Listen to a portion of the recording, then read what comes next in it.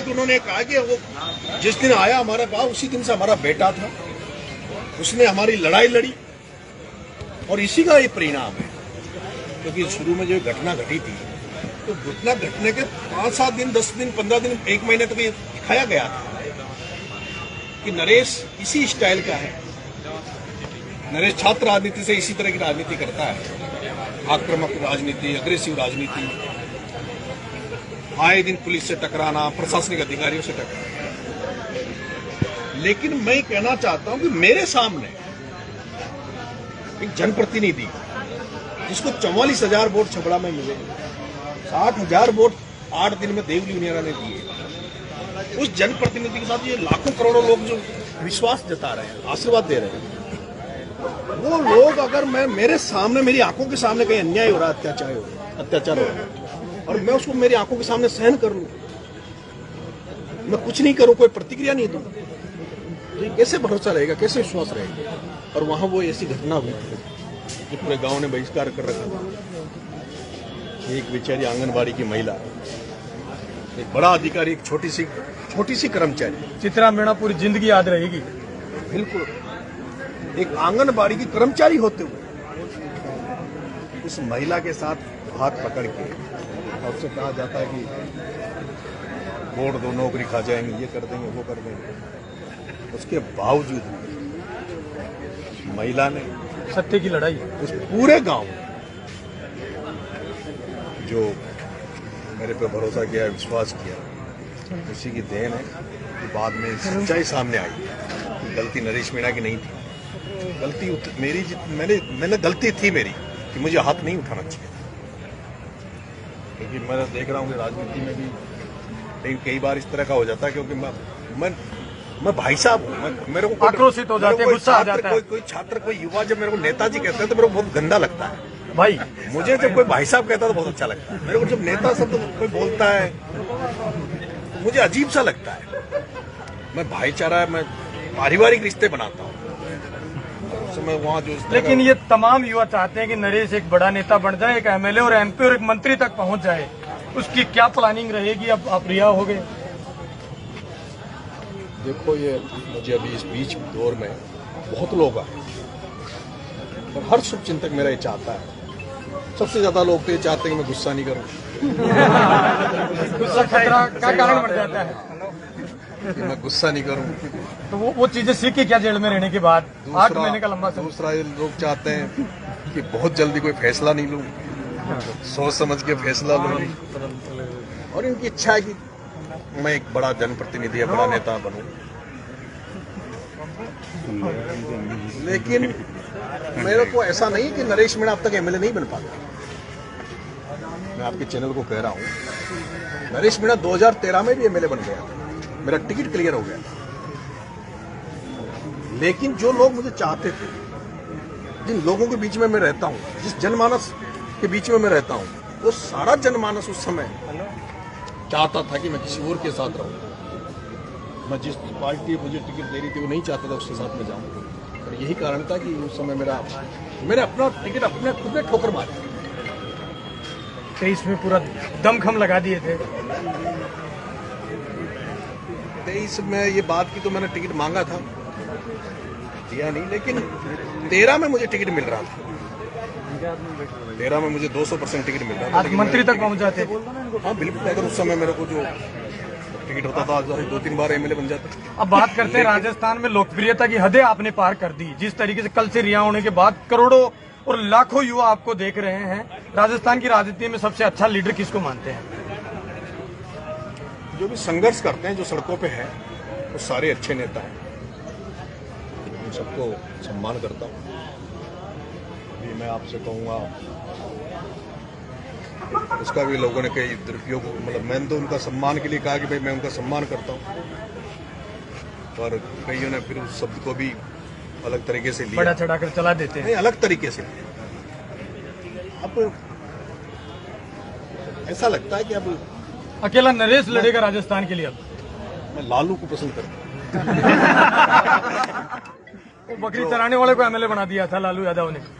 इसलिए नहीं, इसलिए पसंद करता हूं कि आज के दौर में उस पर रोज ईडी सीबीआई चली जाती है, जेलों में रहा, पर समझौता नहीं किया। नरेश मीणा समझौता नहीं करेगा। बहुत सारे लोग, जब से मैं जेल से आया हूं या जेल में भी रहा, बहुत सारे लोग ये आकलन ये सोचते हैं। बहुत सारे लोग, मैं जब ईश्वर के दरबार में गया बाबा श्याम के, मेरे दुपट्टे को लेके भी मैं देख रहा हूं, बहुत सारे लोग, बहुत सारे उसमें हैं कि मैंने समझौता कर लिया, झुक गया। नरेश मीणा झुकना तो जानता ही नहीं है। लेकिन ट्रेंड चला दिया। जनमानस जो चाहेगा, जो जन भावना मेरे से उम्मीद करती, जो जन भावना मेरे से चाहेगी, वही कदम मैं उठाऊंगा, वही मैं कदम उठाऊंगा, उसी जगह मैं अपने आप को पाऊंगा जहाँ जनमानस मेरे को चाहता। नरेश भाई, आज पहली बार इतनी बड़ी मुलाकातें हुई है और इतनी चर्चा आप कर रहे हैं। छोटे किरोड़ी के रूप में आपको देखते हैं, बड़े किरोड़ी को आप किस रूप में देखते हैं? डॉक्टर साहब सम्मानीय आदमी है, सीनियर आदमी है। मेरी जितनी राजनीति नहीं है उतनी, मेरी उम्र नहीं है उतनी उनकी उन्होंने राजनीति करी। डॉक्टर साहब ने बहुत संघर्ष किए हैं, आंदोलन की राजनीति करी है।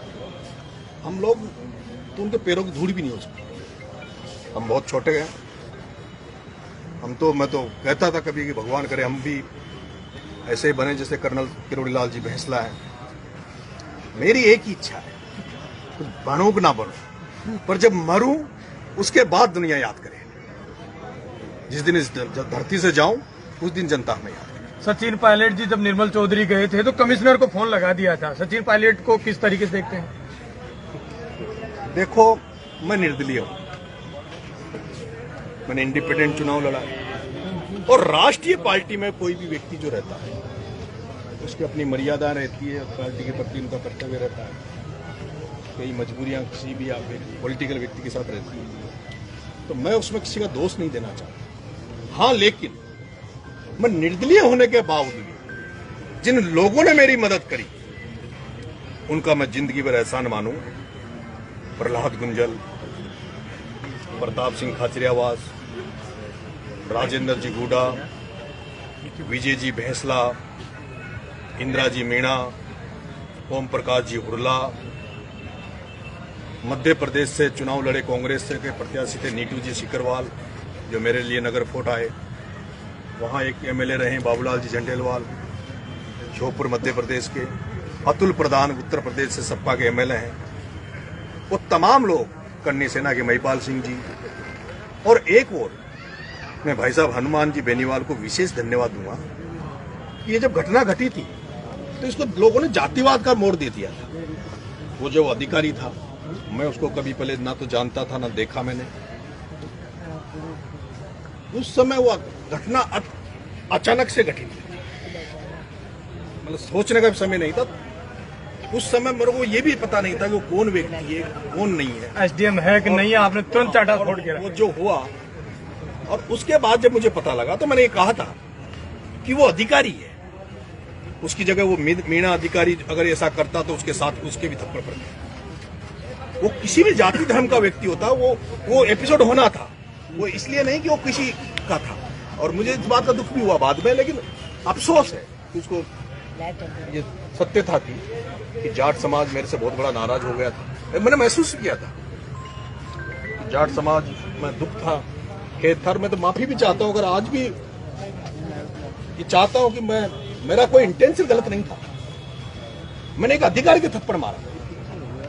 मैंने लोकसभा चुनाव में एसपी जो मेरी जाति के थे हनुमान मीणा, वो वीडियो में शायद आपने देखा होगा। अगर कहीं भी कोई गरीब असहाय व्यक्ति के साथ, किसी भी जाति धर्म का व्यक्ति, कोई किसी भी छोटे से छोटे वर्ग का व्यक्ति हो, उसके साथ अगर मीणा अधिकारी भी कोई गलत करेगा, मेरा समाज में पैदा हुआ व्यक्ति भी गलत करेगा, तो मैं उसको भी तमाचा मारूंगा मेरा। लेकिन मैंने जब महसूस किया कि भाई मैं जेल में, मैंने महसूस किया, लेकिन हनुमान जी बेनीवाल ने जब स्टेटमेंट दिया उसके बाद लोगों को समझ में भी आई चीजें और बहुत ज्यादा कंट्रोल हुआ। उनको भी मैं धन्यवाद दूंगा। कुछ लोग सरकार में जो बैठे हैं, भारतीय जनता पार्टी सरकार में, उसमें कुछ विधायक थे, कुछ प्रशासनिक अधिकारी थे जो सीएमओ में थे, उन्होंने मेरी भरसक मदद की। ऐसा नहीं कि, लेकिन मैं बीजेपी वालों के तो नाम इसलिए नहीं बोल पाऊंगा क्योंकि उनका नुकसान हो जाएगा फालतू। लेकिन मैं कहीं भी रहूं, किसी भी जगह रहूं, जिन जिन लोगों ने मेरे पर इस समय मदद करी है नाटक, उनका मैं एहसान जरूर चुकाऊंगा। जब भी मुझे मौका आएगा उनका मैं कर्ज जरूर चुकाऊंगा, क्योंकि ये 8 महीने मेरे लिए बहुत कठिन समय था, मेरे माँ बाप के लिए बहुत कठिन समय था। जिस दिन ये घटना घटी, मेरे पिताजी रात भर शिव जी के मंदिर में रहे और मेरा बड़ा भाई बम्बई में था। उसको तो यह सूचना थी कि मैं जिंदा ही नहीं रहा। बाद में भी परिवार के साथ जो भी हुआ, एक आंदोलन भी रूपरेखा हुई थी, बहुत सारी चीजें। मैं तो यही कहूँगा कि उन सभी नेताओं का जिन्होंने मेरे साथ खड़े रहे, उनका मैं आभार व्यक्त करता हूँ, धन्यवाद देता हूँ। पूरी जनता जनार्दन का, सभी माओं का, मेरे पास जो 60 लोग जो मुलजिम जो बंद हुए, उनके जब परिजन जेल में मिलने आते थे तो परिजन उनसे ये कहते थे, वो उनसे हालचाल नहीं पूछते कि तुम कैसे हो, उनसे ये कहते थे कि तुम्हारे भाई साहब का ध्यान रखना, उनको अकेला मत छोड़ो। ऐसे लाखों परिवार थे, कई लोग आए जेल में जिन्होंने बताया कि भाई साहब मेरे गांव में एक दादी है, वो जानते तो कुछ नहीं है, पर वो कहती रहा वो भाया छोड़ा, वो नरेश को छुड़ा लाओ, पीसा न हो तो 10,000 रुपया मौसू ले जाओ। ऐसी हजारों लाखों माए, छोटे छोटे बच्चे चाहते थे कि नरेश बाहर आए। बहुत बड़ी ताकतें लगी। मैं न्यायपालिका का धन्यवाद देता हूँ, आभार व्यक्त करता हूँ कि माननीय हाईकोर्ट ने मेरे साथ न्याय किया, मुझे जमानत पे रिहा किया, उसके लिए माननीय न्यायालय का आभार। और जब इतनी सारी बात आपने पूछ ली, आप ये भी नोटिस कर रहे होंगे, कल से मेरे पास 2-3 इंटरव्यू लेने आए। मैंने इंटरव्यू उन्हीं को दिए जो हमारे यूट्यूबर्स जो भाई हैं, ये तो बहुत सारे चैनल। भाई मैंने आपको जेल में जाने के बाद तमाम इन युवाओं से बातचीत करने का प्रयास किया कि चाहते क्या हैं। इनकी आखिरी सांसें यह थी कि नरेश मीणा जेल से बाहर आ जाए।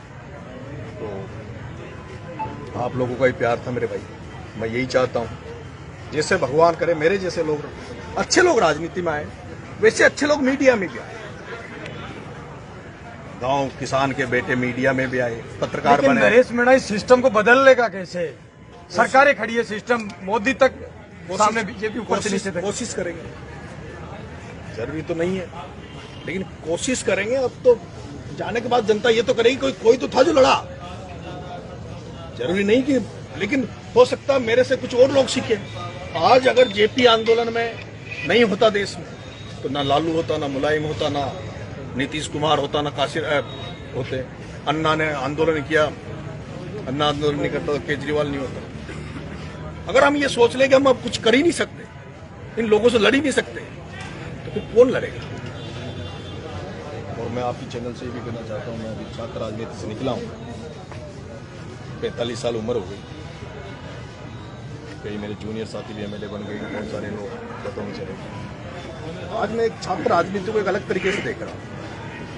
जैसे छात्र संघ अध्यक्ष बन गए, छात्र नेता बन गए, 5-5 करोड़ 2-2 करोड़ की गाड़ियाँ, डेकोरम, हाई फाई। मेरे से बहुत समझाया, अभी जेल में बहुत सारे लोग आए, भाई साहब डेकोरम बना लेना, ताम झाम से चलना, हर जगह मत बोलना, हर आदमी से मत बोलना, हर इंटरव्यू आप जैसे छोटे लोगों को इंटरव्यू मत देना, कोई गिनती के आदमी को इंटरव्यू देना। जैसे हैं वैसे हैं। वैसे जैसे नरेश मीणा जेल में गए थे वैसे ही है। नरेश भाई समरावता को न्याय मिल पाएगी कि नहीं, आखिरी सवाल। मैं बेटा हूँ उनका। समरावता का जब मैंने कहा कि मैं बेटा हूँ, तो आप समझिए ये वो नरेश मीणा है जिसने पूरे राजस्थान में हड़कंप मचा रखा है, और आज किस तरीके से मुखर होकर तमाम सवालों का जवाब दिया। आप क्या सोचते हैं? आप मेरे साथ देख रहे तेज मीडिया ग्रुप और मैं हूं तेजपाल। जय हिंद, जय भारत। नरेश भाई साहब जिंदाबाद।